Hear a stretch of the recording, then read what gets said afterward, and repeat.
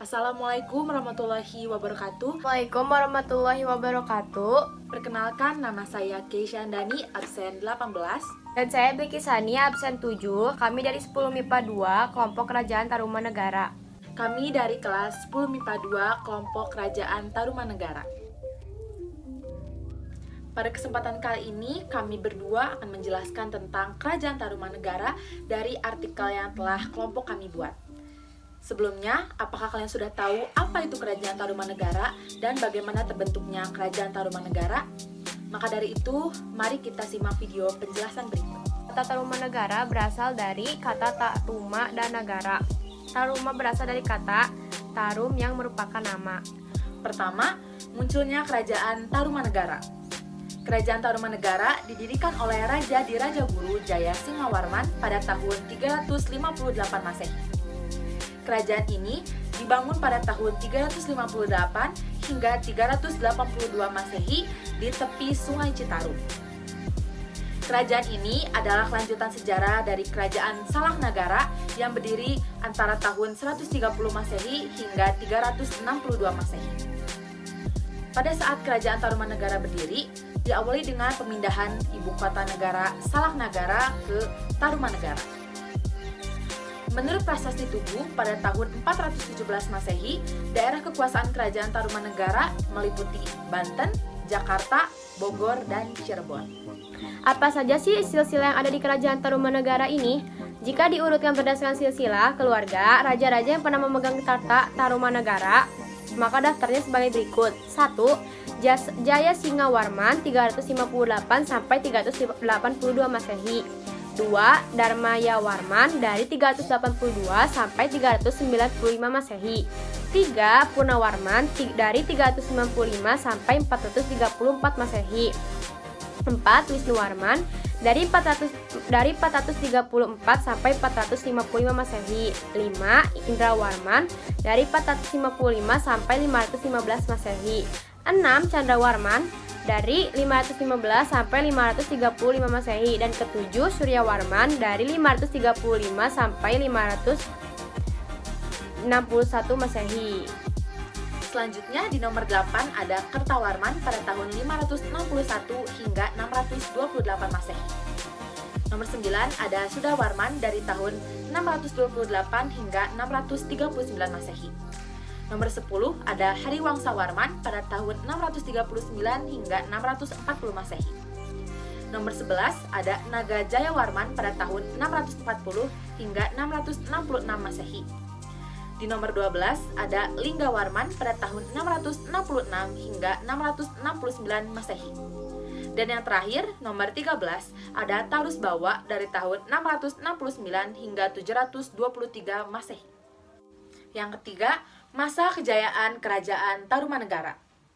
Kerajaan Tarumanegara berada di puncak masa kejayaannya pada masa kepemimpinan Raja Purnawarman. Kekuasaan Tarumanegara diperluas dengan cara menaklukkan berbagai kerajaan yang ada di sekitarnya. Selain itu, Raja Purnawarman juga menyusun undang-undang kerajaan, peraturan angkatan perang, strategi perang, siasat perang, dan pustaka-pustaka lainnya.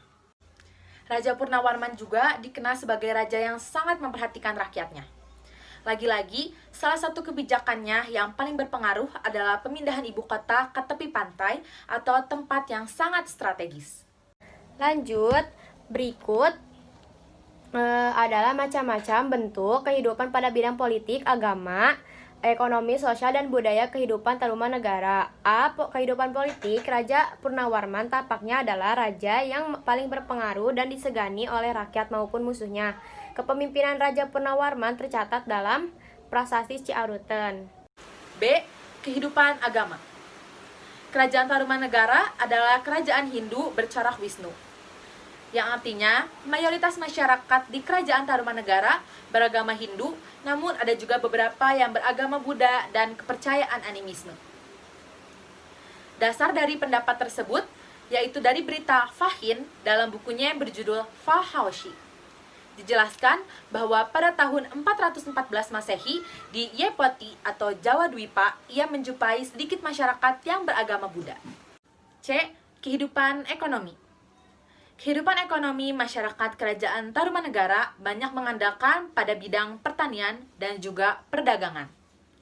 Hal ini dibuktikan dari isi Prasasti Tugu mengenai penggalian sungai Gomati dan Candrabaga. Maka dari itu, dapat disimpulkan bahwa kehidupan ekonomi Kerajaan Tarumanegara mengendalikan sektor pertanian. Dalam catatannya, disebutkan bahwa masyarakat di Kerajaan Tarumanegara memiliki mata pencaharian yaitu sebagai petani. D. Kehidupan sosial Tarumanegara merupakan kerajaan Hindu beraliran Wisnu. Masuknya pengaruh India di dalam kehidupan masyarakat Kerajaan Tarumanegara tentu merubah kehidupan sosial yang kemudian mengenal kebudayaan Hindu. Beberapa contoh pengaruh seperti bahasa, sastra, sistem dewa-dewi, upacara agama, dan mitologi. Kehidupan budaya, masuknya pengaruh dari India kemudian menyebabkan perkembangan kebudayaan masyarakat Tarumanegara. Sebagai contoh, di bidang sastra masyarakat mulai mengenal syair. Selain di bidang sastra, kebudayaan Pahat juga mulai berkembang. Dibuktikan dengan kesamaan penemuan arca di Cibuaya, Semenanjung Melayu, dan Siam. Yang kelima, peninggalan Kerajaan Tarumanegara. Peninggalan Kerajaan Tarumanegara yang masih ada sampai saat ini adalah 1. Prasasti Ciaruten. Pada prasasti ini ditemukan ukiran laba-laba dan telapak kaki serta sajak beraksara Palawa dalam bahasa Sanskerta. Terjemahan dari isi prasasti Ciaruten adalah, inilah tanda sepasang telapak kaki yang seperti kaki Dewa Wisnu atau pemelihara. Ialah telapak kaki yang mulia Sang Purnawarman, raja di negeri Taruma, raja yang gagah berani di dunia. Cap telapak kaki melambangkan kekuasaan raja atas daerah ditemukannya prasasti tersebut. Yang kedua, ada prasasti Jambu atau Koleyangkak.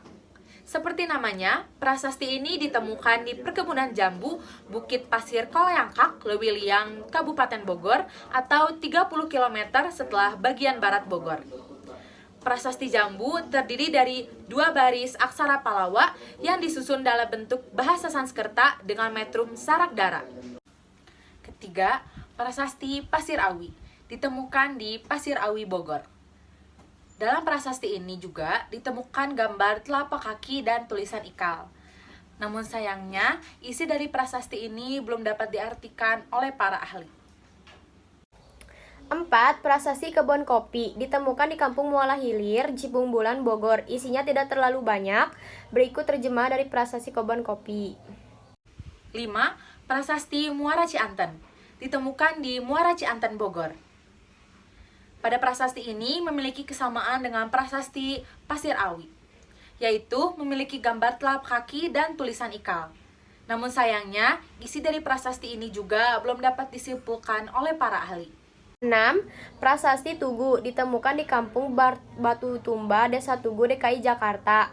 Sekarang prasasti Tugu disimpan di Museum Nasional Indonesia Jakarta. Prasasti Tugu bertuliskan aksara Palawa yang disusun dalam bentuk seloka bahasa Sanskerta dengan metrum anustub yang terdiri dari 5 baris melingkar mengikuti bentuk permukaan batu. Jika dibandingkan dengan prasasti-prasasti dari Kerajaan Tarumanegara yang lain, prasasti Tugu merupakan prasasti yang terpanjang yang dikeluarkan oleh Sri Maharaja Purnawarman. Prasasti ini dikeluarkan pada masa pemerintahan Purnawarman pada tahun ke-22 sehubungan dengan peresmian aliran sungai Gomati dan Candrabaga. 7. Prasasti Cidanghiang ditemukan di Kampung Lebak, tepi Sungai Cidanghiang, Kecamatan Munjul, Kabupaten Pandeglang, Banten. Prasasti Cidanghiang ditulis dalam aksara Palawa yang disusun dalam bentuk aksara Palawa. Bentuk seloka bahasa Sanskerta dengan metrum anustub. Dalam kurung bentuk aksaranya mirip dengan goresan di prasasti Tugu dari periode yang sama. Pada prasasti Cidanghiang ini juga memuat perbatasan-perbatasan Kerajaan Tarumanegara, yakni sebelah barat berbatasan dengan laut, sebelah selatan juga berbatasan dengan laut, sebelah timur berbatasan dengan Sungai Citarum, dan sebelah utara dengan daerah Karawang. Dan yang ke-8, yaitu yang terakhir ada situs Pasir Angin. Situs ini terletak di Desa Cemplang, Kecamatan Cibung Bulang, berada pada bukit kecil di sebelah utara daerah aliran sungai Cianten yang mengalir dari selatan ke utara. Di bukit ini terdapat monolit setinggi 1,2 meter. Batuan artefak, kaca artefak perunggu besi, dan emas. Salah satu artefak tersebut adalah topeng emas. 6. Peristiwa penting Kerajaan Tarumanegara. Yang pertama, Raja Purnawarman memerintahkan rakyatnya untuk membuat aliran sungai sepanjang 12 km dalam 21 hari. Dan sungai tersebut diberi nama Sungai Gomati dan Sungai Candrabaga. Lanjut nomor 2, sebagai salah satu kerajaan di Indonesia yang menjadi penyebaran agama Hindu. Ketiga, Kerajaan Tarumanegara merupakan salah satu kerajaan yang memiliki banyak prasasti sebagai peninggalan bersejarah. 4. Menjadi penerus pertama, namun Sundapura yang sering dikenal dengan nama Sunda. Dan yang terakhir, dari peristiwa penting Kerajaan Tarumanegara, yaitu yang kelima. Pada masa pemerintahan Raja Candrawarman, banyak pengusaha daerah yang menerima kembali pemerintahannya sebagai hadiah. Ada fakta menarik juga loh teman-teman. 1. Kerajaan Tarumanegara terletak di Bogor, Jawa Barat yang merupakan kerajaan Hindu tertua di Indonesia. 2. Sumber sejarah, Kerajaan Tarumanegara dapat dibagi menjadi 2, yaitu berita dari Cina zaman Dinasti Tiang dan prasasti-prasasti di Jawa Barat. 3. Berita dari Cina menyebutkan adanya kerajaan Tolomo atau Tarumanegara yang mengirimkan utusan ke Cina pada tahun 528, 538, 665, dan 666 Masehi. 4. Prasasti yang menceritakan tentang Kerajaan Tarumanegara. 5. Ketujuh prasasti yang menceritakan Kerajaan Tarumanegara semua bahasa Sanskerta. 6.